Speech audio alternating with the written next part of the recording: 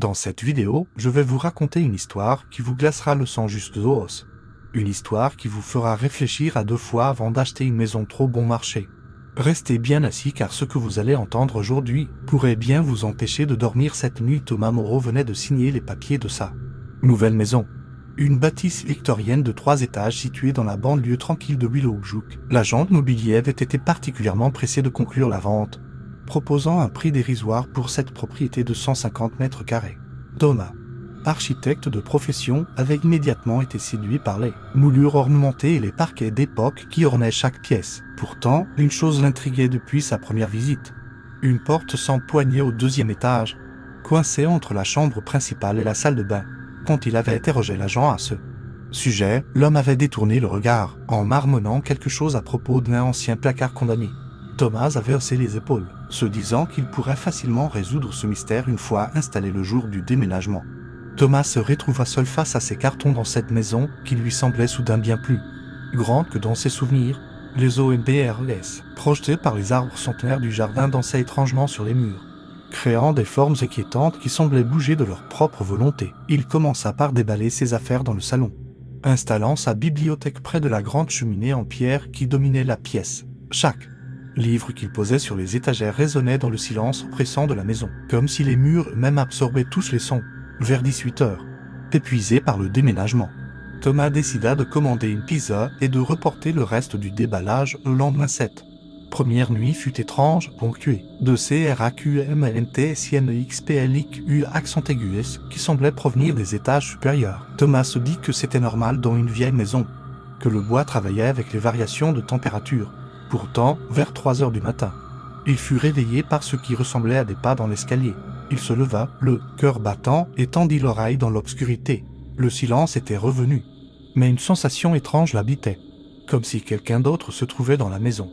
Il alluma la lumière de sa chambre et inspecta les couloirs, mais ne trouva rien d'anormal. Seule la porte sans poignée attirait son regard, semblant le défier silencieusement. Le lendemain matin, Thomas décida de s'attaquer au mystère de cette porte fermée.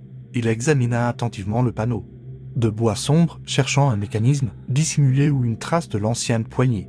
La porte était parfaitement lisse, comme si elle avait été poncée et vernie récemment. Thomas passa sa main sur toute la surface, ne trouvant qu'une légère rainure verticale sur le côté droit, à peine perceptible au toucher.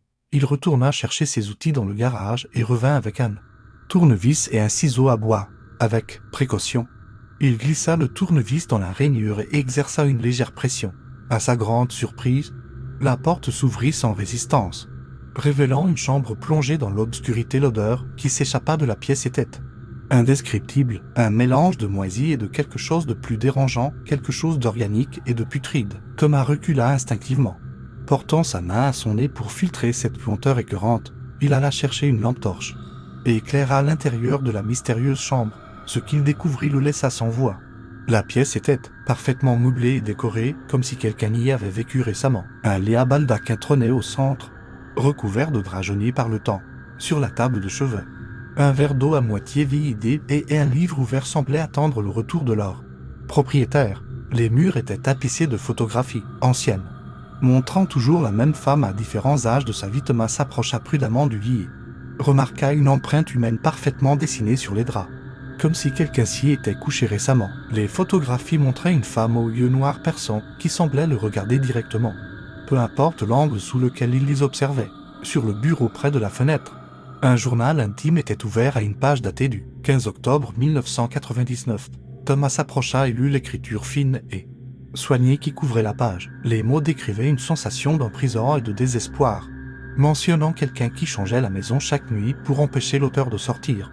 La dernière phrase était particulièrement troublante. Il faut que quelqu'un d'autre prenne ma place. Je ne peux plus supporter cette prison de bois et de pierre troublée par cette découverte. Thomas referma rapidement la porte et la bloqua avec une chaise. Il passa le reste de la journée à chercher des informations sur l'historique de la maison. Découvrit qu'elle avait appartenu à une certaine Eileen Blackwood. Cette femme avait mystérieusement disparu en octobre 1999, laissant derrière elle une maison apparemment vide. Les recherches de la police n'avaient rien donné, et l'affaire avait été classée sans suite. Thomas réalisa avec horreur que les photographies dans La chambre secrète représentait très probablement LEANO-RBLACKWODN, même si vous ressentez cette tension qui monte en vous en écoutant cette histoire. Si votre cœur bat un peu plus vite, alors vous comprendrez pourquoi il est essentiel que cette chaîne grandisse pour vous apporter encore plus de frissons. N'hésitez pas à vous abonner et à activer la cloche de notification, car votre soutien nous donne la force de continuer à explorer les recoins les plus sombres de l'imagination humaine. D'ailleurs, n'oubliez pas de jeter un œil au lien dans la description pour participer au jeu concours exclusif de la chaîne.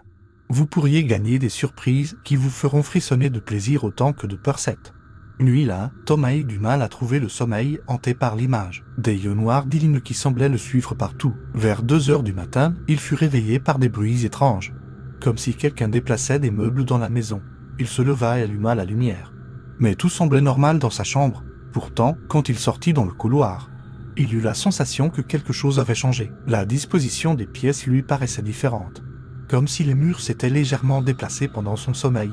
Il secoua la tête, se disant que c'était son imagination qui lui jouait des tours après la découverte troublante de la journée. Le matin suivant, Thomas découvrit avec stupéfaction que sa cuisine avait changé de place. Ce qui était hier à droite de l'entrée se trouvait maintenant à gauche, et l'agencement des placards était totalement différent. Il se précipita vers le salon et constata que sa bibliothèque avait disparu, remplacée par un piano à queue qu'il n'avait jamais vu auparavant. Paniqué, il courut dans toute la maison et réalisa que chaque pièce avait été réorganisée selon une logique qui lui échappait complètement. Même la porte de la chambre secrète avait changé de place, se trouvant maintenant au rez-de-chaussée. Près de l'entrée principale, Thomas appela immédiatement l'agent immobilier. Mais le numéro n'était plus attribué. Il se rendit à l'agence indiquée sur les documents de vente et découvrit un LOCALVIDE avec un écriteau alloué dans la vitrine. Personne dans le quartier ne semblait connaître l'agence Blackwood et Associates, comme si elle n'avait jamais existé. Thomas commençait à réaliser qu'il était tombé dans un piège surnaturel dont il ne comprenait pas encore toutes les implications. Il retourna chez lui, déterminé à résoudre ce mystère avant que la situation ne devienne totalement incontrôlable. La chambre secrète était maintenant accessible depuis le salon, et Thomas décida de l'explorer plus minutieusement. Il découvrit dans le bureau d'Eileen un carnet rempli de plans détaillés de la maison, avec des annotations étranges dans les marges. Chaque page montrait une configuration différente des pièces, comme si la maison pouvait se reconfigurer à volonté. Les annotations parlaient d'un esprit des lieux qui se nourrissait de la confusion et de la peur de ses habitants. Eileen avait tenté de cartographier les changements nocturnes de la maison pendant des années, cherchant un moyen de briser ce cycle infernal. Thomas lut avec fascination et horreur les dernières pages du carnet d'Eileen. Elle décrivait comment la maison avait commencé par de petits changements après qu'elle eut ouvert la chambre secrète. D'abord, c'était juste des objets qui changeaient de place, puis des meubles qui se déplaçaient légèrement. Mais au fil des semaines, les transformations étaient devenues plus drastiques et plus fréquentes. Eileen mentionnait des nuits où elle se perdait dans sa propre maison, errant pendant des heures dans des couloirs qui n'existaient pas la veille. Elle parlait aussi de voix dans les murs, de murmures qui l'appelaient par son nom et lui promettaient la liberté si elle trouvait quelqu'un d'autre pour prendre sa place. Cette nuit-là, Thomas décida de rester éveillé pour observer les changements en temps réel. Il s'installa dans le salon avec un carnet et un crayon, prêt à documenter tout ce qui pourrait se produire. Vers minuit, il sentit une étrange vibration dans l'air, comme si la maison elle-même respirait. Les murs commencèrent à émettre des craquements sourds, et Thomas vit avec horreur les cloisons se déplacer lentement, figant l'espace autour de lui. Le salon s'agrandissait et se rétrécissait alternativement, tandis que de nouvelles portes apparaissaient sur des murs qui étaient vides quelques minutes auparavant. Thomas tenta de sortir de la maison, mais chaque fois qu'il pensait avoir trouvé la porte d'entrée, elle avait disparu ou menait à une autre pièce. Les fenêtres qu'il brisait se refermaient instantanément, comme si le verre se régénérait de lui-même. Il était prisonnier dans ce labyrinthe vivant qui se transformait selon la volonté d'une force invisible.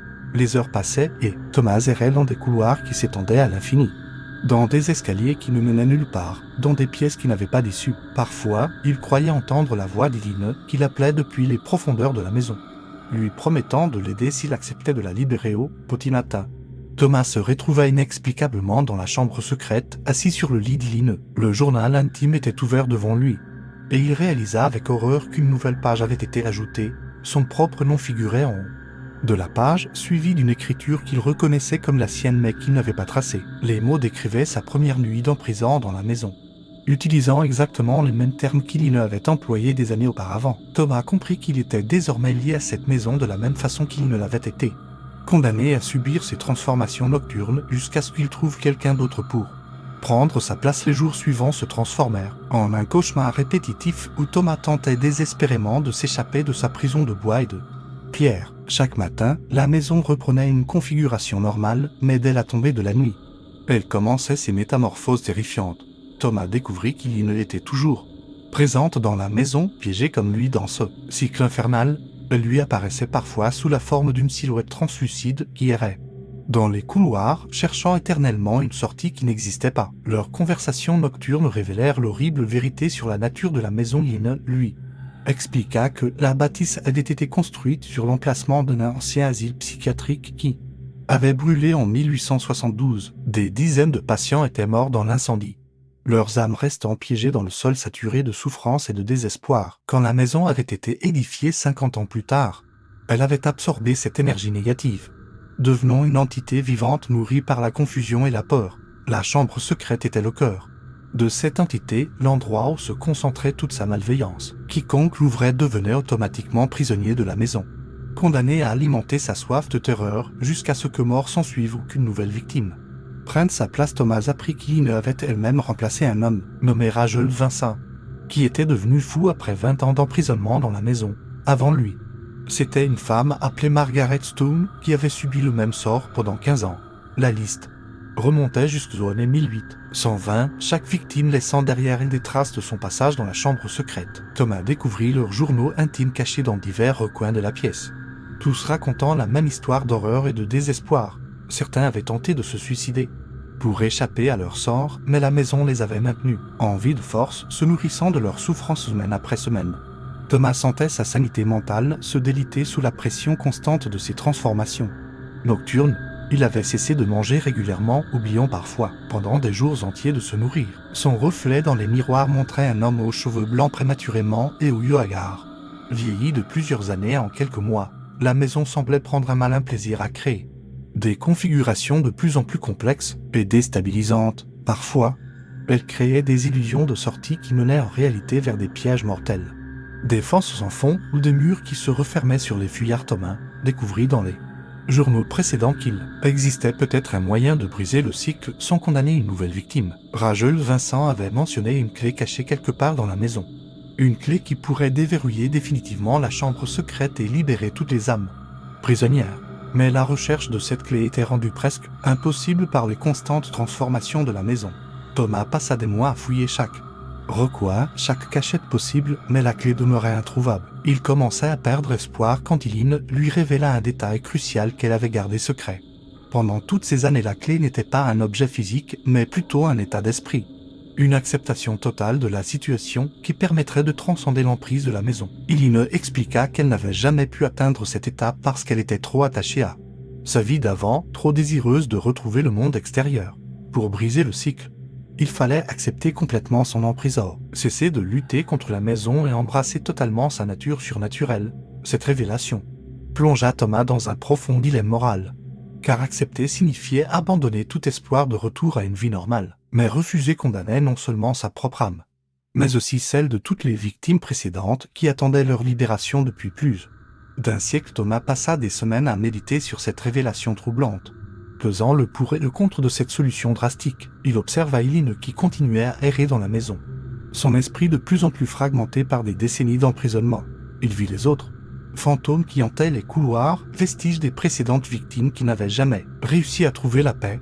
Leur visage exprimait une souffrance éternelle, un désespoir si profond qu'il en devenait presque tangible. Thomas réalisa qu'il ne pouvait pas les laisser dans cet état, qu'il devait au moins essayer de les libérer, même si cela signifiait sacrifier sa propre humanité une nuit. Alors que la maison subissait une transformation particulièrement violente, Thomas prit sa décision. Il se rendit dans la chambre secrète et s'agenouilla au centre de la pièce. Fermant les yeux et vidant son esprit de toute résistance, il accepta pleinement sa condition de prisonnier, abandonnant tout désir de fuite ou de retour à la normale. Dans ce moment d'acceptation totale, il sentit quelque chose changer dans l'atmosphère de la maison. Les craquements cessèrent progressivement et un silence étrange s'installa. Différent du silence oppressant habituel, la maison commença à trembler violemment. comme si elle luttait contre une force qui lui échappait. Les murs de la chambre secrète se mirent à briller d'une lumière dorée qui grandissait en intensité. Thomas Villez, esprit des anciennes victimes apparaître autour de lui, leur visage exprimant enfin une sérénité qu'il n'avait pas connue depuis des décennies. Eileen s'approcha de lui, ses traits transfigurés par une paix profonde qu'elle n'avait plus ressentie depuis sa mort. Elle posa une main translucide sur l'épaule de Thomas et murmura des mots de gratitude avant de se dissoudre dans la lumière. Un par un, tous les fantômes prisonniers suivirent Eileen vers cette lumière libératrice, leurs âmes enfin délivrées de leurs tourments séculaires. Thomas sentit une chaleur bienfaisante l'envahir, comme si son sacrifice était récompensé par une forme de grâce divine. La maison cessa complètement de trembler et le silence qui s'installa était celui de la paix, pas celui de la menace. Quand Thomas rouvrit les yeux, il se trouvait dans une chambre totalement différente, baignée d'une lumière naturelle et apaisante. Les photographies d'Eileen avaient disparu, remplacées par des images de tous ceux qui l'avaient aidé à trouver la paix. Thomas découvrit qu'il n'était plus vraiment humain, mais pas non plus un fantôme au sens traditionnel du terme.